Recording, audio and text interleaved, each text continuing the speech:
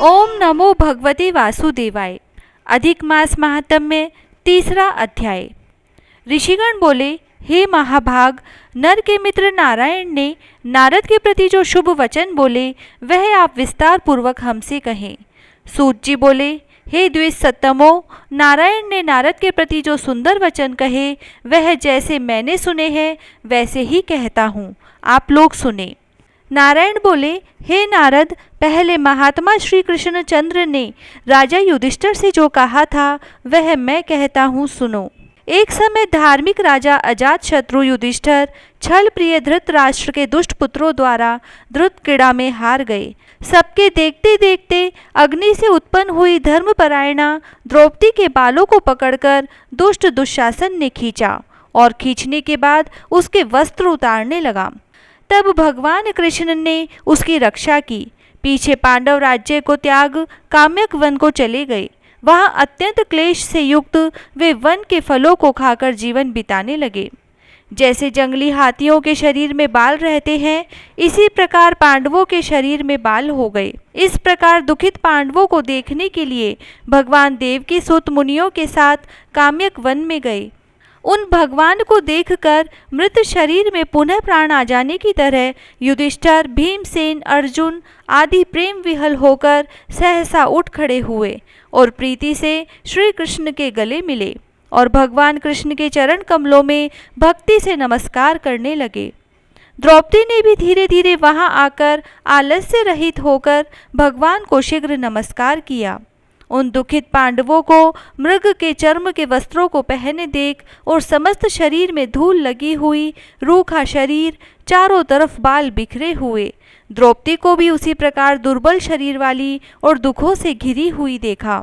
इस तरह दुखित पांडवों को देखकर वे अत्यंत दुखी हुए।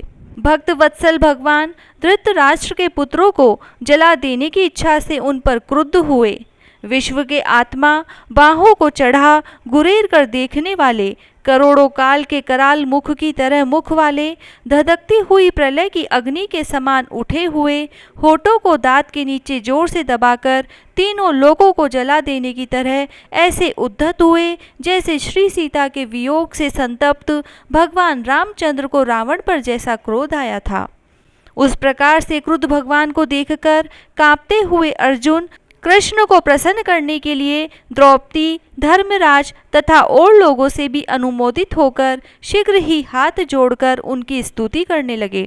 अर्जुन बोले, हे कृष्ण, हे जगत के नाथ, हे नाथ, मैं जगत के बाहर नहीं हूँ, आप ही जगत की रक्षा करने वाले हैं। हे प्रभो, क्या मेरी रक्षा आप न करेंगे? जिनके नेत्र के देखने से ही ब्रह्मा का पतन हो जाता है, उनके क्रोध करने से क्या नहीं हो सकता है, यह कौन जानता है कि क्या होगा। हे संहार करने वाले, क्रोध का संहार कीजिए। हे तात के पात, हे जगतपते, आप जैसे महापुरुषों के क्रोध से संसार का प्रलय हो जाता है। संपूर्ण तत्व को जानने वाले, सर्व वस्तुओं के कारण, वेद और वेदांग के बीज आप साक्षात श्री कृष्ण हैं। मैं आपकी वंदना करता हूँ। आप ईश्वर है। इस चराचरात्मक संसार को आपने उत्पन्न किया है।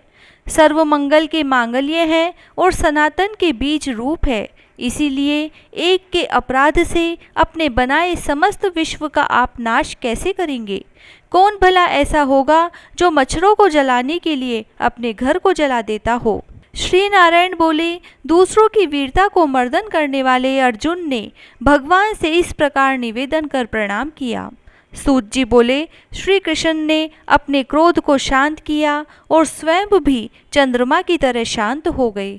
इस प्रकार भगवान को शांत देखकर पांडव स्वस्थ हुए। प्रेम से प्रसन्न मुख एवं प्रेम विहल हुए सब ने भगवान को प्रणाम किया और जंगली कंदमूल फल आदि से उनकी पूजा की। नारायण बोले, तब शरण में जाने योग्य, भक्तों के ऊपर कृपा करने वाले श्री कृष्ण को प्रसन्न जान विशेष प्रेम से भरे हुए नम्र अर्जुन ने बारंबार नमस्कार किया और जो प्रश्न आपने हमसे किया है वही प्रश्न उन्होंने श्री कृष्ण से किया। इस प्रकार अर्जुन का प्रश्न सुनकर श्री कृष्ण क्षण मात्र मन से सोचकर पांडवों को और व्रत को धारण की हुई द्रौपदी को आश्वासन देते हुए वक्ताओं में श्रेष्ठ श्री कृष्ण पांडवों से हितकर वचन बोले। श्री कृष्ण जी बोले, हे राजन, हे महाभाग, हे विभत्सो, अब मेरा वचन सुनो। आपने यह प्रश्न अपूर्व किया है। आपको उत्तर देने में मुझे उत्साह नहीं हो रहा है। इस प्रश्न का उत्तर गुप्त से भी गुप्त है, ऋषियों को भी नहीं विदित है। फिर भी हे अर्जुन, मित्र के नाते अथवा तुम हमारे भक्त हो, इस कारण से हम कहते हैं। हे सुव्रत, वह जो उत्तर है वह अति उग्र है, अतः क्रम से सुनो। चैत्रादि जो 12 मास निमेष, महीने के दोनों पक्ष, घड़ियाँ, प्रहर, त्रिप्रहर, 6 ऋतुएं, मुहूर्त, दक्षिणायन और उत्तरायण, वर्ष, चारों युग, इसी प्रकार परार्ध तक जो काल है, यह सब, और नदी, समुद्र, तालाब, कुएं, बावड़ी, गडैया, सोते, लता, औषधियाँ, वृक्ष, बांस आदि पेड़, वन की औषधियाँ, नगर, गांव, पर्वत, पुरियाँ, ये सब मूर्ति वाले हैं और अपने गुणों से पूजे जाते हैं। इनमें ऐसा कोई अपूर्व व्यक्ति नहीं है जो अपने अधिष्ठात देवता के बिना रहता हो। अपने अपने अधिकार में पूजे जाने वाले ये सभी को फल देने वाले हैं। अपने अपने अधिष्ठात देवता के योग से, महात्म्य से ये सब सौभाग्यवान हैं। हे पांडवनंदन, एक समय अधिमास उत्पन्न हुआ। उस उत्पन्न हुए असहाय निंदित मास को सब लोग बोले कि यह मलमास सूर्य की संक्रांति से रहित है, अतः पूजने योग्य नहीं है। यह मास मलरूप होने से छूने योग्य नहीं है और शुभ कर्मों में सही नहीं है। इस प्रकार के वचनों को लोगों के मुख से सुनकर यह मास निरुद्योग, प्रभा रहित, दुख से घिरा हुआ, अति खिन्न मन, चिंता से ही ग्रस्त मन होकर व्यथित हृदय से मरणासन की तरह हो गया। फिर वह धैर्य धारण कर मेरी शरण में आया। हे नर, वैकुंठ भवन, मैं जहाँ रहता था वहाँ पहुँचा और मेरे घर में आकर मुझ परम पुरुषोत्तम को इसने देखा।